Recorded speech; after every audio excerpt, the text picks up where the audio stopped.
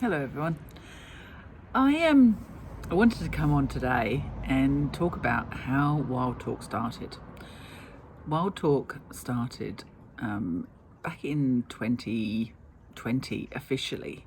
However, unofficially it was going for about 5 years before. Now, what happened was I was a member of a wildlife organisation that I was doing volunteer work for. I was living in Jerebombra in New South Wales, which is just outside the ACT, and I was a snake catcher and a reptile carer. I had snake boxes on my back deck where they would be rehabilitated if they had been injured, and I had blue tongues and Cunningham skinks inside my lounge. So I was, a little bit of a mad reptile lady. Anyway, I had identified over the course of a year or so of being a member and going to meetings that quite a lot of people were struggling with their mental health. And being a therapist, I was offering free counselling and debriefing for the local groups around where I lived. There was about 3 or 4 different groups. And I was averaging probably 1 or 2 sessions a week on top of my private practice work, which was absolutely fine. I was able to manage that. Then in 2018, I spoke at the Australian Wildlife Rehabilitation Conference in Sydney. And I spoke about the potential of mental health issues as a result of wildlife work. This got a lot of traction. And because of that, I started the planning process for WildTalk, which included finding an employee assistance program that I could partner with. It involved looking at setting up a charity and a company and all the things. And I put together a business plan, and I was in the process of putting that together to launch in August 2020, which was 2 years after I had spoken at the conference. And it was to be at the next conference, which was supposed to be in Darwin, and we were going to launch. And then, of course, at the end of 2019, bushfires started happening on the east coast of Australia. These bushfires were, as we will all remember for probably the rest of our lives, absolutely catastrophic. They started in the sort of late September 2019. And they sort of started in the Lismore area, and they slowly moved down all the way down the east coast, all the way down to Melbourne and around Melbourne area, when they basically went into 2020. And of course, the bushfires dovetailed with COVID. Now, I had been receiving calls. I had done quite a lot of calls in the late 2019. Because people who had taken my business cards at that 2018 conference had kept my number and they had called me. And every single one of those people that called me was in extreme distress. I turned my phone off for a couple of days over Christmas in 2019 because the number of calls that I was getting was a lot. And I turned my phone back on the day after Boxing Day. So my phone was off on Christmas Day and Boxing Day 2019. And I had 37 voicemails waiting for me. Now, I gradually worked my way through all of those calls. But in that period of time between Christmas and New Year, I was receiving, on average, 15 calls a day. It still breaks my heart thinking about those calls, because almost every single one of those calls was someone who was in extreme distress. And the most common thing that we were hearing, me, was hearing was around people going in and doing black walks and the silence that they were walking into, the almost vacuum-like silence. No birds, no bugs, no crispy trees, no wind in the trees because there was no leaves on the trees. It was just silent. And this was causing a lot of distress. So these were the calls that I was taking between Christmas and New Year. As soon as business opera started again in 2020, on around about the 4th or the 5th, I contacted Eudoxia EAP, who are an Australian-based employee assistance program, and I had a chat with Andrew, who is the operating partner, and we arranged that they would take all of our calls for us, and they would also put the calls to their network of people. So they have access to about 1,500 therapists across Australia, and we trained up a whole bunch of people within the language of wildlife carers, and they take our calls. But Eudoxia answer the phone for us 24/7, and they forward those calls through to qualified professionals. Now, that's how WildTalk got started. But what really started it for me was a snake, a brown snake, an eastern brown snake called Kevin.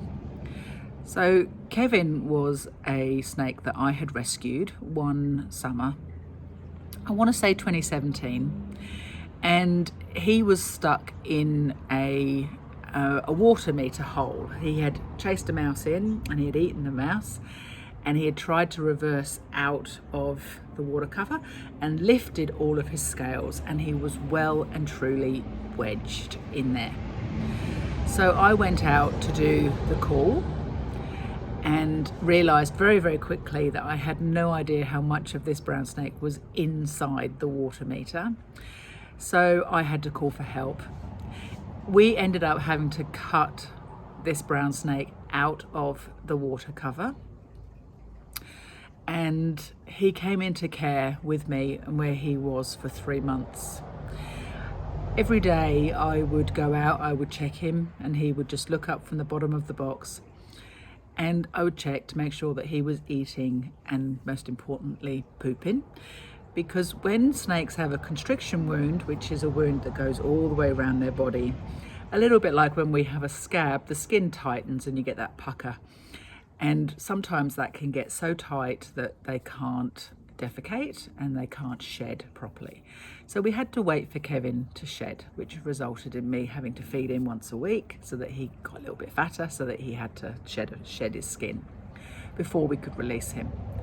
Now, I really had very, very little interaction with Kevin, but every day I would go out there, I would open the lid of the box, which was a big tall box. It was about 1.5 meters tall, and I would go, "Morning, Kevin," and he'd look up at me, and then sometimes I'd throw a defrosted rodent in for him, and other times I would take his water bowl out and I would change it.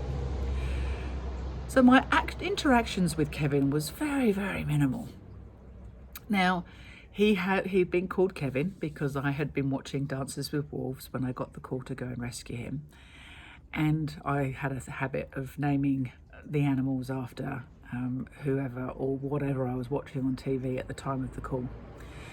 So Kevin was there. I had him in care for 2.5 months until he shed, and then I found a location for him that was well and truly away from habitat, but within the 5-kilometre radius of which we were allowed to release. So we always released within 5 kilometres and not over a particular land formation. So we wouldn't relocate a snake that had found on one side of a hill range, for instance. We wouldn't relocate them onto the other side of the hill, because they would in the wild would very rarely travel over a large formation. They would always go towards the flat side of wherever they were found. So, bearing in mind where he had been found, which was residential, I made sure that he was within the 5-kilometre radius, but as far away from human habitat as possible, so he didn't get himself into trouble again. And I remember going out on a really quite warm day, walking for about 1.5 kilometres to get him to a spot near the river, away from where people were, and releasing him.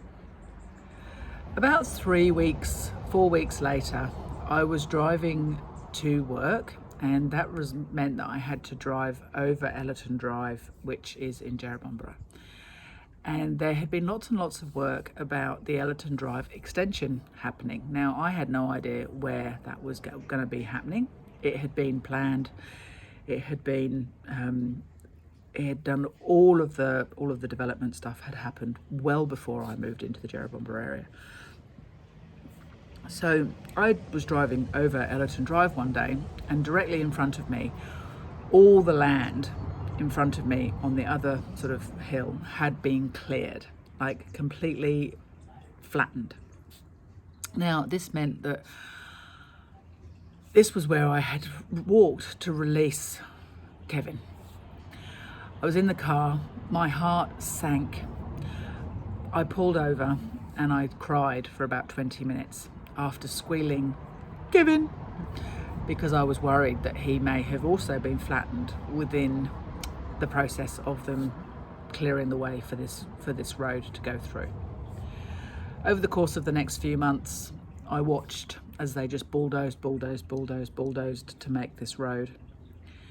All of the time thinking about Kevin. Eventually I found out that I had walked that way and the road had gone that way, which allowed me to kind of go, I really hope that he had the sense to continue going that way after I released him.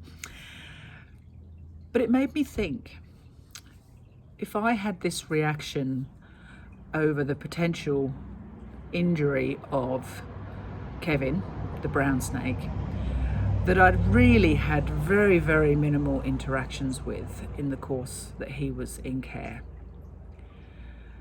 What was it like for people who were looking after macropods, possums, wombats? These are people who feed their animals like babies in many cases. They hold them, they name them, they nurse them for months on end, especially if they come into care as pinkies. I'd had this reaction where I had cried, my heart had sank. Release time is always a wonderful time that we've managed to rehabilitate and release an animal back into its native lands. But it's also bittersweet. We never really know what happens once we've released an animal. Do they find their way back to a road? Do they find themselves under a lawnmower? Do they find themselves with a shrimmer, a dog or a cat, or nature itself? All these animals are on the food chain somewhere. So it's always bittersweet. It's wonderful, but it is bittersweet. So the planning that I'd already had to put mental health services first for wildlife carers, with an understanding of what wildlife carers go through, what they experience. You know, they experience highs and lows, was really, really important for me when I was putting WildTalk's business plan together, because I wanted to make sure that the people who were running the service, who were working in the service, understood what it's like to be a wildlife carer, that they understand the language, that they understand that bittersweet nature of release. So when I started WildTalk, I made sure that all of our therapists also have that training, also have that passion for the work that wildlife carers do. Because it's not easy. We're constantly fighting with humans taking the land and doing with it what they want to do, regardless of what animals are currently living there. It's not about the animals that are there. We're using the land as we want to use it. For conservationists, we need to consider that, and we do at WildTalk. With veterinary professionals, we consider what it's like to work in a space with people who deeply care about animals, but they also care about people. because they're looking after their animals. So we need to be sure that as wildlife carers and workers, that we look after our vets who are doing the wildlife work for us. When a veterinary professional calls us at WildTalk, we understand and we take into account that they are a veterinary professional. They know what they're talking about. And with volunteers who put themselves through so much hard work, so much financial, so much travel to look after animals and to look after the beautiful native fauna around us, we remember that they're putting something into this, and they're not always getting a huge amount out, except for that bittersweet moment of release.